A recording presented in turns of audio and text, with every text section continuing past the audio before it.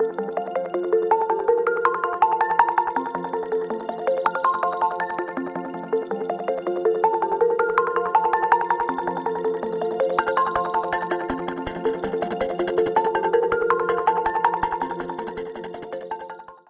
everybody.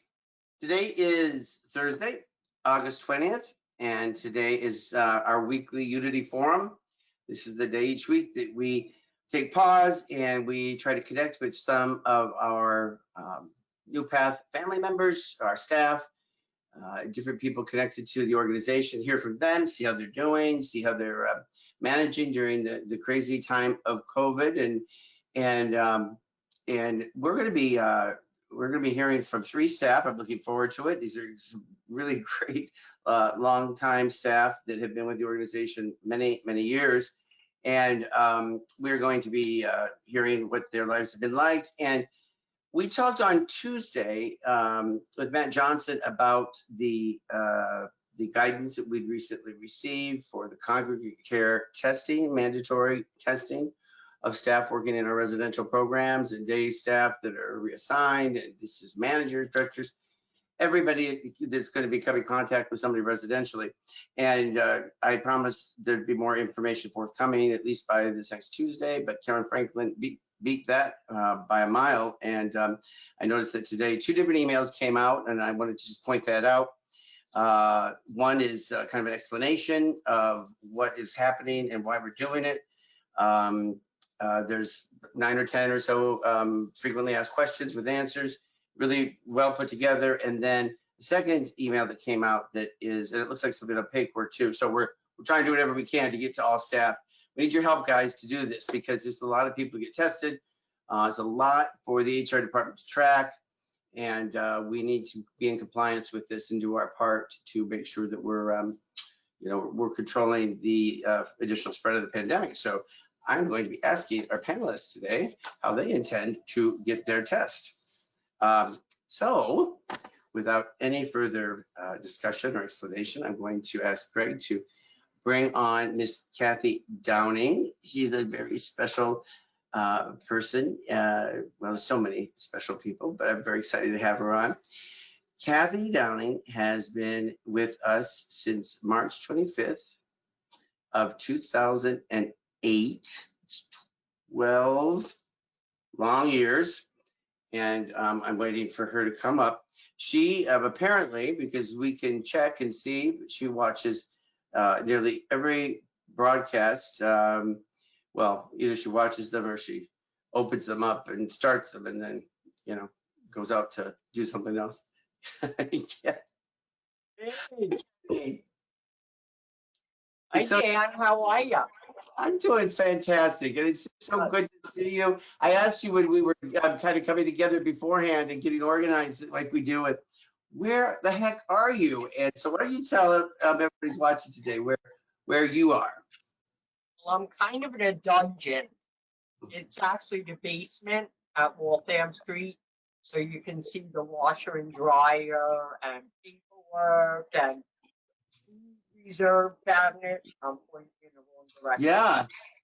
I can see all that stuff. So, but you can breathe down there, right? I mean, there's ventilation and everything. Oh yeah. Good. Yeah. So I don't know if you heard me before you were coming on, but I said that you've been with us for over 12 years. Yes. It's a long time. It's a good 12 years. We, of course, we love having you. You've got a unique sense of humor. I chalk that up to you being from New York. Yes. And maybe people can tell by your accent. How are you? Do you have family that's there? And how are people that you know from New York doing, or anywhere really for that matter? How have you had anybody that's been sick or? No. As far as family goes, I have a sister, a mother who's in assisted living, but she's okay, and a nephew.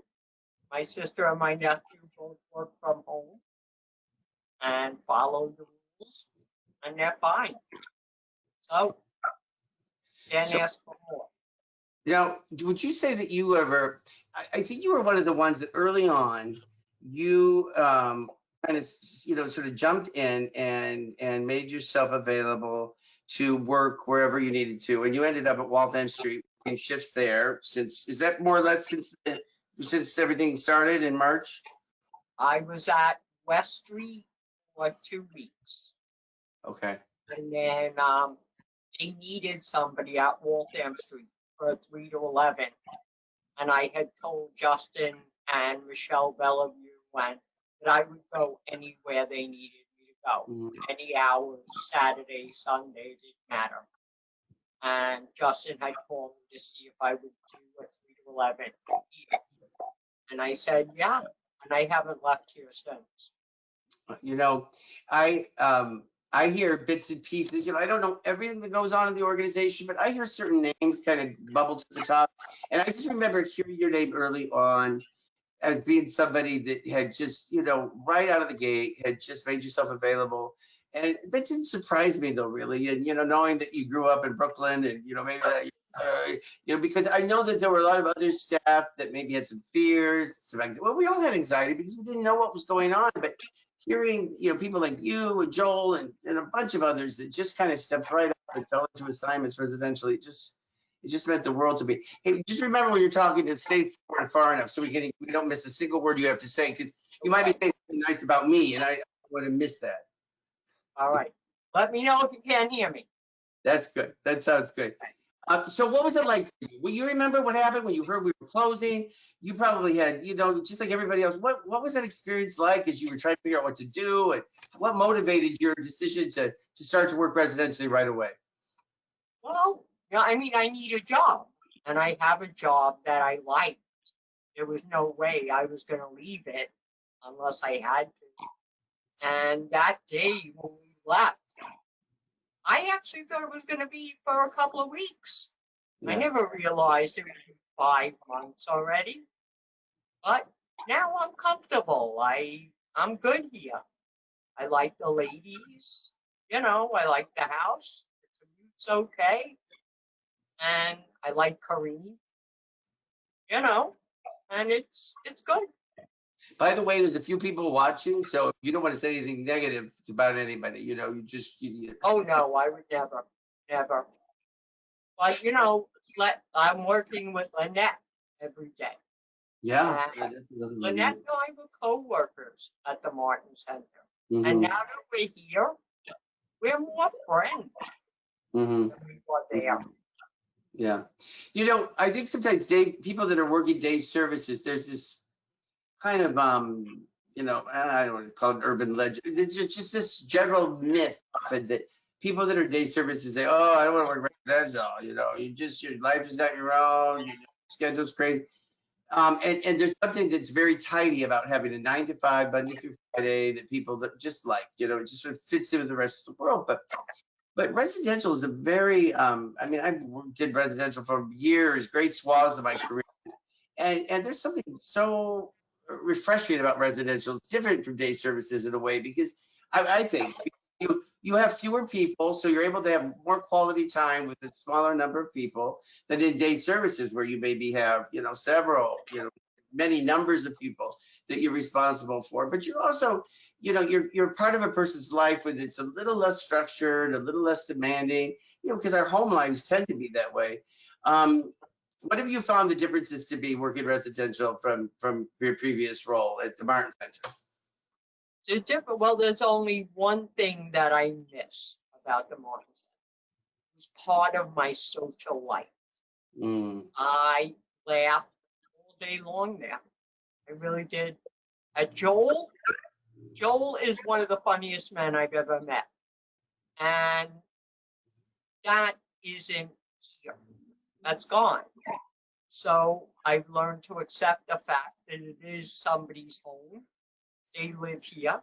So I try and make their lives as normal as possible. Mm-hmm.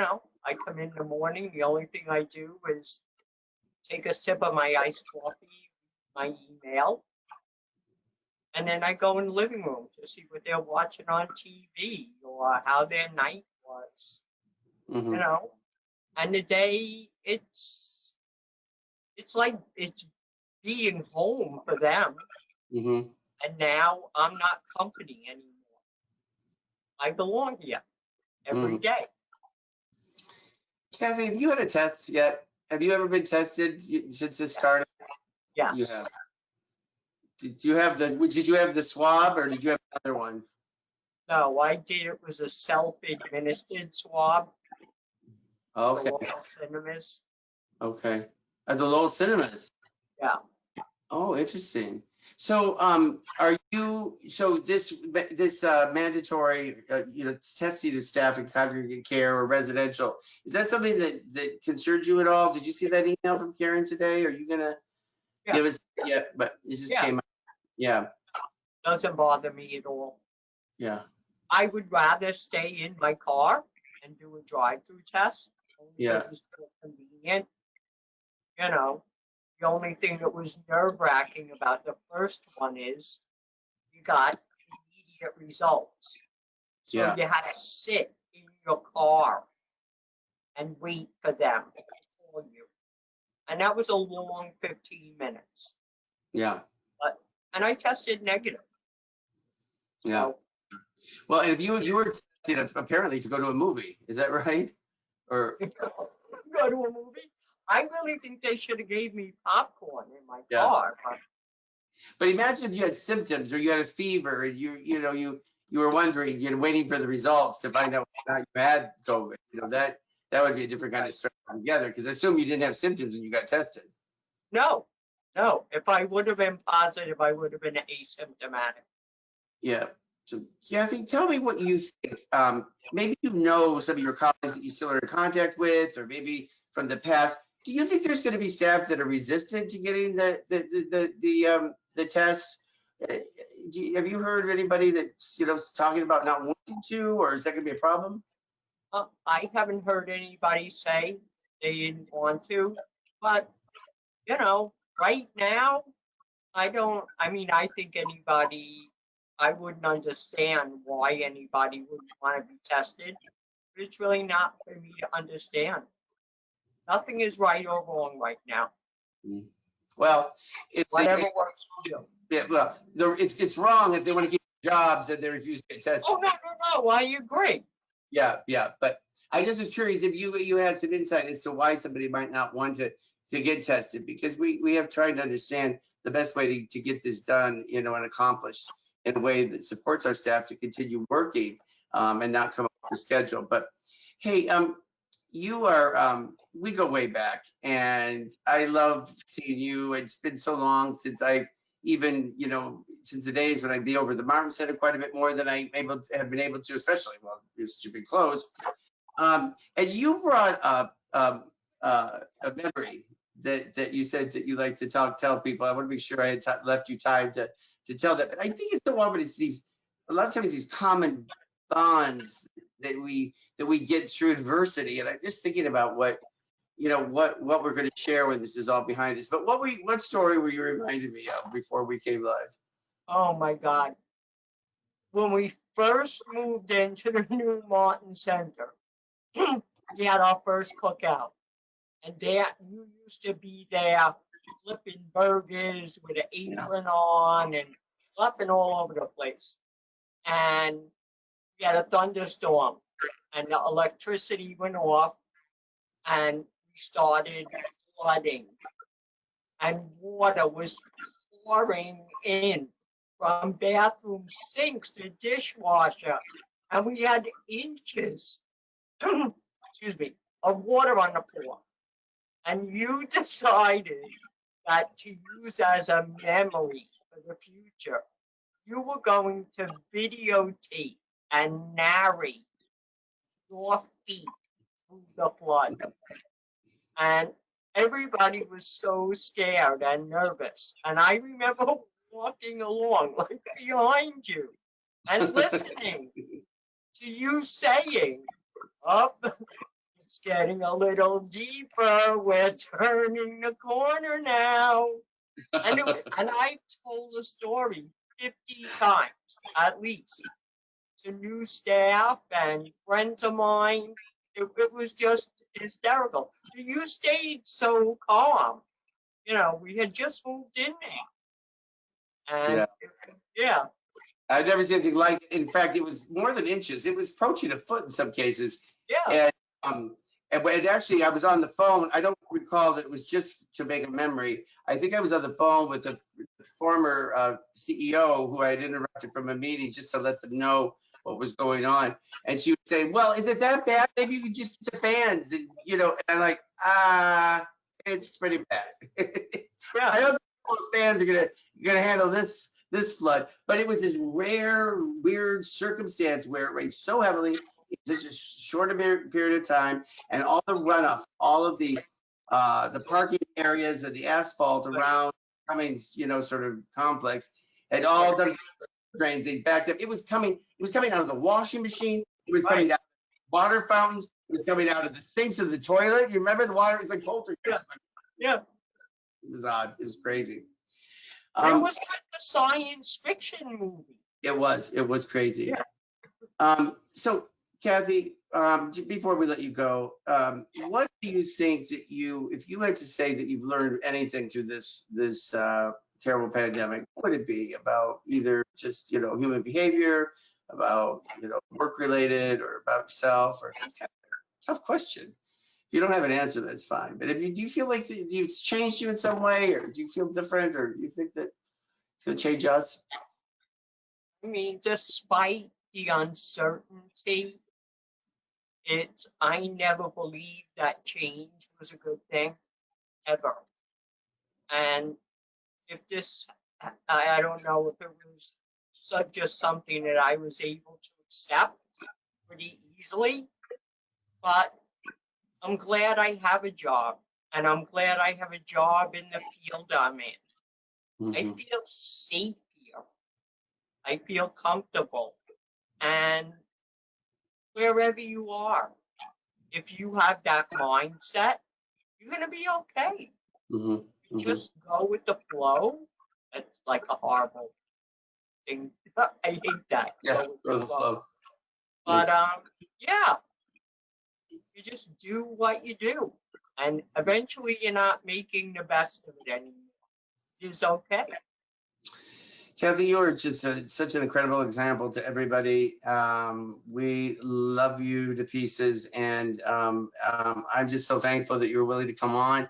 Thank you on behalf of the organization for being really and flexible to do other shifts. And as we go into the rest of this year and into next year, a lot of uncertainty still before us.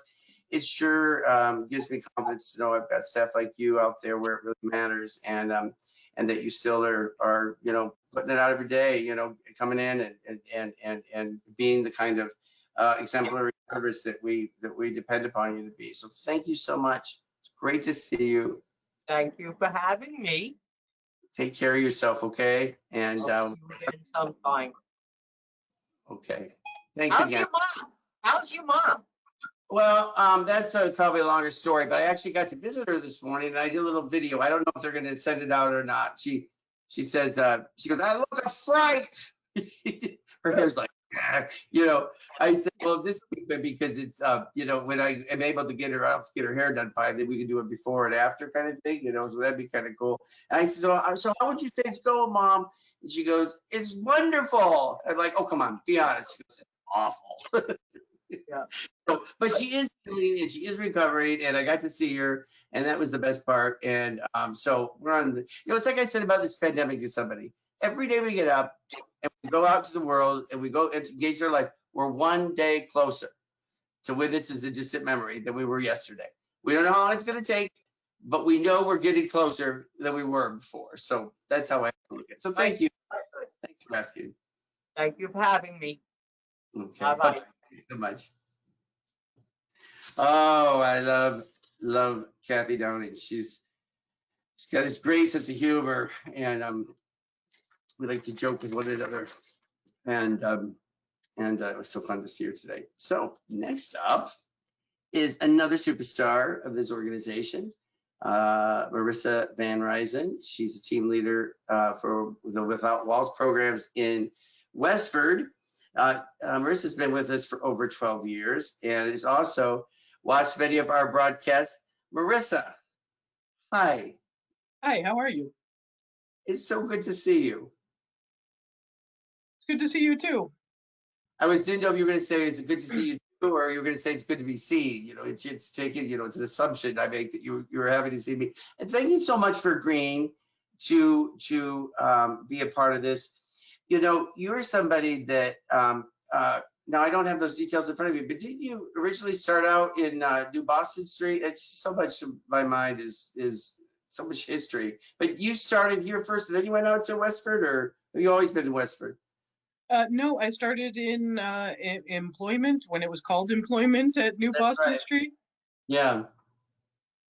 Everywhere you've gone, just you have just ingratiated yourself in such an important way. You've become, a part of the functioning of and the consistency and the person that so many of our families trust when they say goodbye to their son or daughter at the beginning of the day, and even through this, as you've availed yourself to go to Bradley Road, Johnson Street, Sheldon Street, probably other places I don't even know. Again, a staff person that just represents this kind of deep commitment and dedication to doing what's necessary. How have things been for you since this all hit us? Is everybody in your family safe and well? And has anybody Uh, been your yes, as you may know, I have a cousin who is, part of the population like we serve, and he goes to a different day program, and there's been a lot of concern and a lot of upheaval about how to best structure his day, mm, and but everybody in my family has been well, which is a blessing because I do have a few immunocompromised folks in my family, so they've been doing very well, and everybody's been staying safe, which is good to know. It's very it gives me peace of mind. how's your wife? Is she well? She's doing well. She works for the Lowell public school system, so we're Oh, still waiting to hear about how her job is going to go in the next couple of months. So, um, that's also another thing that's up in the air. did she have to do the distance learning at the end of last year? Was that part of what she did, or No, she works in transportation. okay? So, Okay. Oh, whatchamacallit, and she works with again with the special needs youth population. So how are they going back? Are they going to go back as distance, or are they going to go back as in-house students? So we're waiting to hear about that. I was talking to Elder Soares the other day, and he was explaining that his wife, who's a teacher at another school system, they live in New Hampshire, whether or not their kids were going to be going back or some sort of a partial day. And then, his wife was a teacher, what's going to be happening with her. And it just, this thing is just affects so many ripples in so many ways of people's lives. And even as we know, it's so important this, to be socially distant and to stay home as much as we can and all the rest. It really does. It does create a lot of anxiety. I wonder if she's had a chance to have a few, you're going to think I'm crazy, but espresso martinis. Did you know I was going to say that? No, I didn't. Nope, she hasn't had any espresso martinis lately, but maybe I'll make her one when we get home. But did you know what I'm talking about? Because Yes, I do know what you're talking about. Yes. it was, I don't know why I remember that, but I never heard of one before. And it was at a Christmas party or some function. And I don't know how it came up, but I believe it was a Christmas party. yeah. I'm trying to think. What? Uh, Yeah, I Tell think her I it said might. hi anyway. And I'm glad to hear everybody's doing all right. Have you been tested since this thing began, or did I you? have not. You have not. Hmm. You what is that? Are you somebody? I don't imagine you're probably particularly nervous about getting tested, are you? Or do you have reservations about it? No, I have no reservations about getting tested. I just,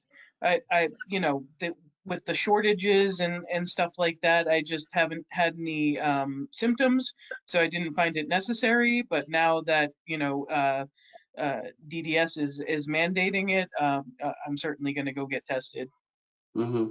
And don't you think that's a good thing, that we're starting someplace? Yeah, it's going to be hard until we get everybody done, and we talked about it on Tuesday at our virtual town hall with Matt, where we said that even if, let's say we find, in all the staff we test, let's say we find 10 cases.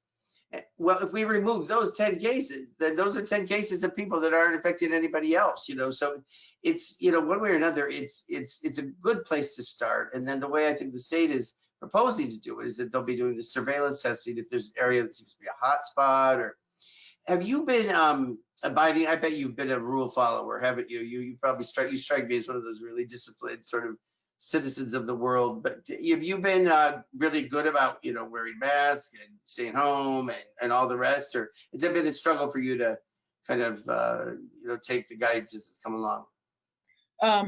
Wearing masks is absolutely no problem for me. I do that. I really do believe that it protects myself as well as protecting others. So that's never been a problem for me. The social distancing, I mean, I did take a chance in July. My family went, my aunts and uncles and whatnot, we went on a vacation to Vermont.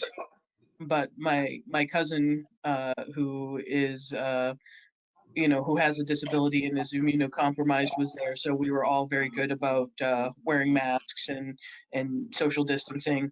But it was still a little bit of a but it seems like everything has turned out well, and it was nice to get away with my family. So. Well, you're in your position as team leader, but more so your unofficial position of sort of mentor, coach, model. I know a lot of people look to you, that you set examples that others emulate, and I think it's just so important that we have people like you during this time, not just of the anxiety of the pandemic, but as we are asking our staff to cooperate fully, to attend to what's being said to them. It's going to be a task. It's just a couple of weeks, really, 3 weeks maybe, to get a couple hundred people tested and documented and in place, and so it's good for people to hear that you are somebody that's going to be probably doing it sooner than later. I would imagine you're one of those types that wants to get it done and probably get it off your plate. So if there's anything you can do to encourage that amongst your colleagues, if you hear anything that any some resistance, or it's just hard to say. Some agencies have had a real problem where staff have not wanted to have it, they've refused. I don't know the circumstances, but I don't think we're going to have that kind of an issue here. Do you think there'll be any kind of a problem? No. If I've heard anything, it's that some staff kind of feel like staff are being targeted. They really feel like everybody agency-wide should be tested. And I can understand that, and I think that's a good idea. I just think that there's a we're still dealing with the recommendation that people be tested when they have symptoms, or if they have symptoms. That says to me that there's not tests for everyone all the time. Whatchamacallit, but I don't think that we as an agency, I mean, we have, there's certainly other things that we've complied with over the years that, not everybody has agreed with, but it's for the greater good and for the agency's good. And I think that we do well with that. But I think it's interesting that you raised that point that people feel that why the staff being targeted. I sure hope that's not well, you're telling me that they're feeling that way. I just want to impress upon them that that is, there's no targeting of staff. I think it's more of a prioritization. It's the people that are more likely to come in contact with greater numbers of people that we're asking, for people to be tested at this point. And it's that whole idea of the congregate care, that the name itself, sort of defines the fact that these are groups of people that are congregating together and therefore much more likely to continue to pass this virus along, even maybe without knowing it. So I think that we're going to be, and any manager, director, APM, any people associated with residential are going to need to be tested. And I'm encouraging everybody to. I've already been tested twice, and the first time I did it, I asked the question, is this going to take the test away from somebody else? But I wanted to just experience it, know what it was that we were asking people to do, and that our clients had to do, and some of our staff were doing, and so that's part of the reason why I wanted to do it. Now that we're trying to figure out a way to kind of, we're reopening our day programs, and we're starting to try to figure out how to live in the age of COVID. That we're not going to let it stop us. We're not going to let it, completely dissuade us from engaging in social, sort of Congress with other people. But we need to do it in a safe way. I think that the test will become cheaper and more accessible. And right now, it's the cost of $150 to $180 a test. You can see why that adds up, for organizations, if a lot of people are taking it that don't need it. So this case, since the state is asking for this to happen, they're going to be, I believe, reimbursing us for it. So I mean, this is a time when we don't have an extra penny of anything, because of the decreased, revenues that we've had. But I'm getting way out in the weeds right now. I want you to tell me about the Zoom, your experience with Zoom. And I understand you're doing some sort of a game, or if you design your own games. You can tell us a little bit about that as we wrap up your segment. Yeah, I just I didn't design my own game. I'm just doing a Jeopardy tomorrow for game time, and I think I made the questions a little bit challenging. But Did you? Like, what would be a question? What would be one? What's good? Jeopardy. Hey, ask the question to Greg Morris. He gets all the answers right. So do your hardest one, and then Greg will chime in if he knows the answer. Oh boy, the hardest one. Nothing very, very hard. Just the way I phrased it. Like, so for instance, this round red fruit is often used as a vegetable. This round red fruit. What is a tomato? What fruit? Right. I was gonna say rooted. Greg, I'm sorry. I only answered it because I knew it. I was gonna say apple. I was gonna say rutabago. I don't know if that's red or no, rutabagos are not. Oh, I miss you, Marissa. It's so good to see you smile and laugh. And I just remember that every time I'd see you, we'd have some sort of we've had a few silly exchanges over the past. I remember one wedding you were going to or something, and we were talking. I never mind.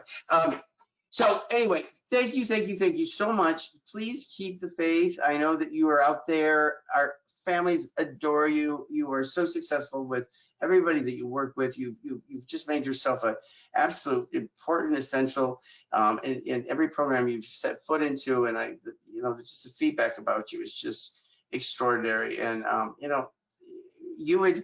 you would be described as being one of our strongest staff. You're not only physically, I just mean in every way, kind of solid and trustworthy, dependable, and people just trust you. And we need people like you, especially now during times like this more than ever before. So on behalf of everyone here, thank you so much. And thanks for being on our broadcast today.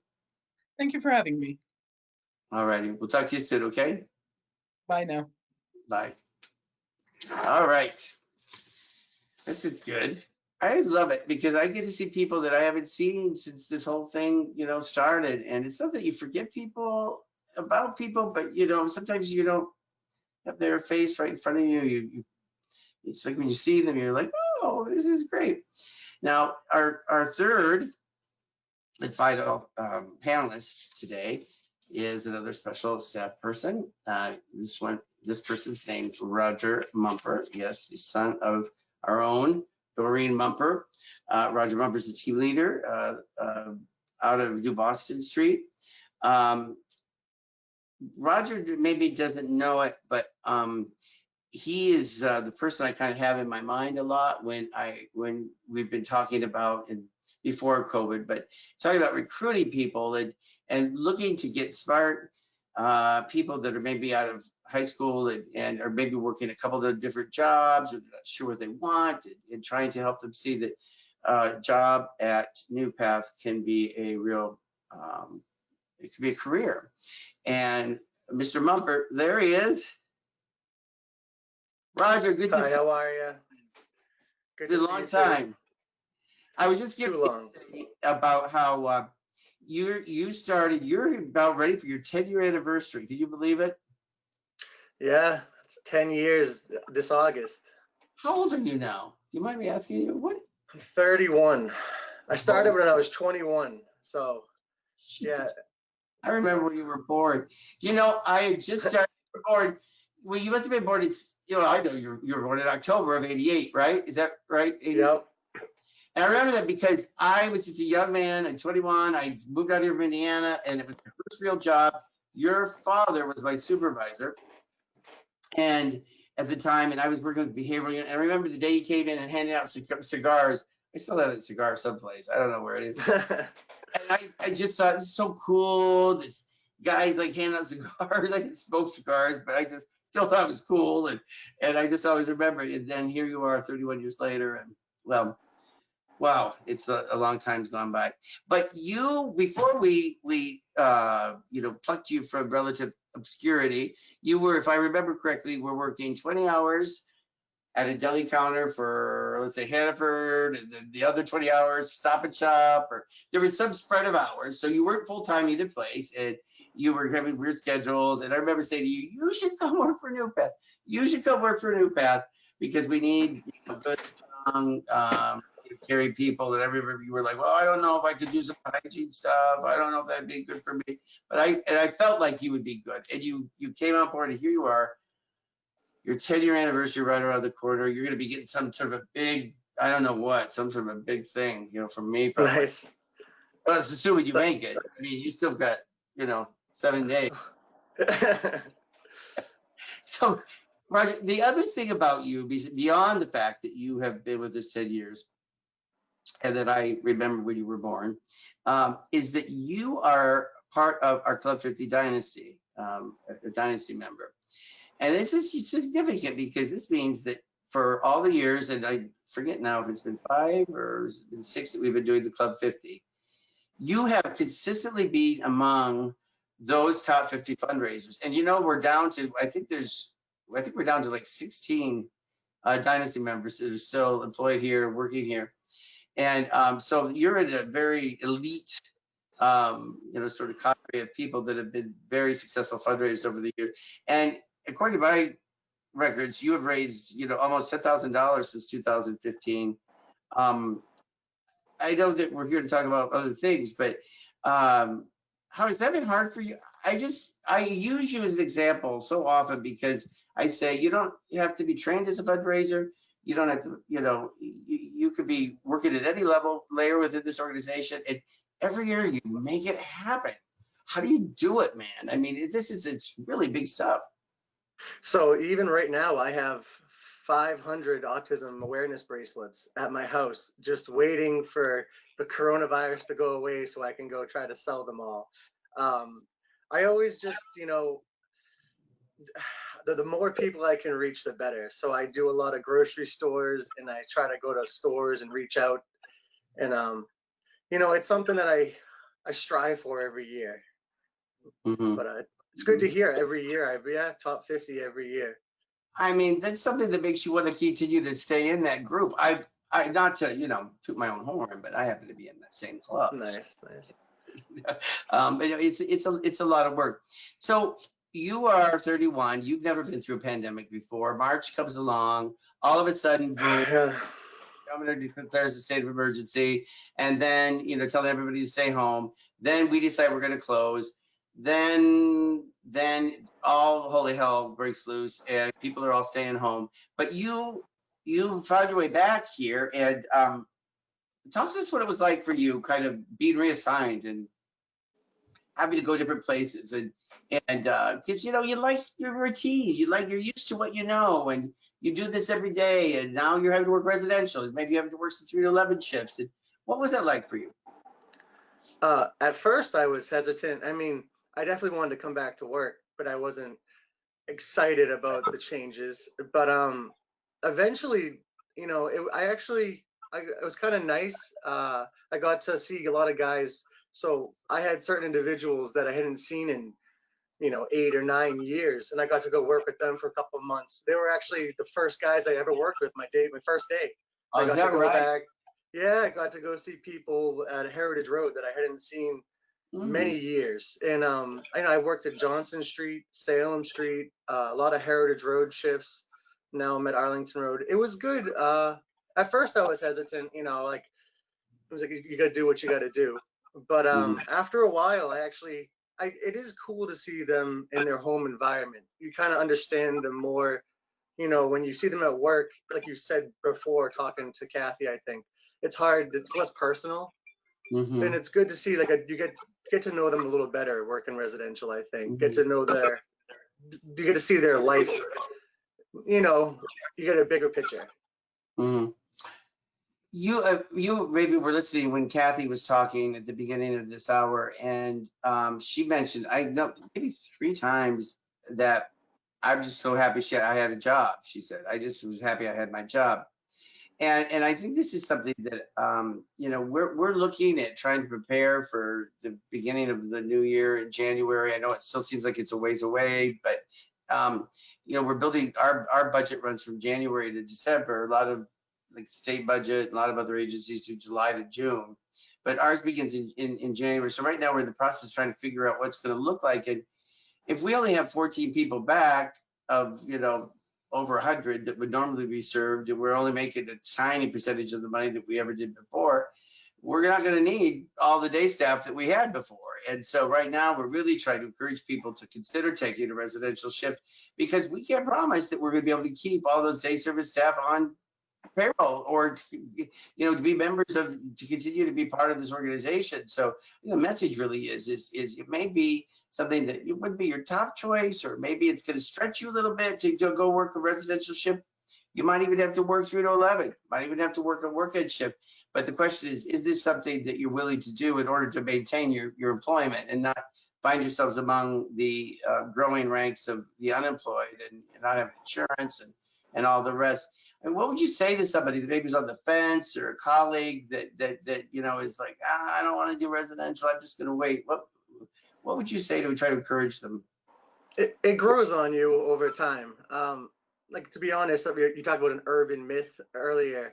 Yeah. It is true. A lot of day program staff they don't want to do residential. And I used to be kind of on the line there, but after doing months of residential at the house, I could even see myself one day being a house manager. I can picture it now, because you do, after months and months of being at a house 40 hours a week, you do kind of learn to care about the house, the people in the house more. Yeah. It grows on you over time. Even if you think at first you're not going to like it. Like I wasn't exactly. You'd be a great program manager. Yeah, I wasn't exactly thrilled about the 3 to 11s, but I got used to it, to be honest.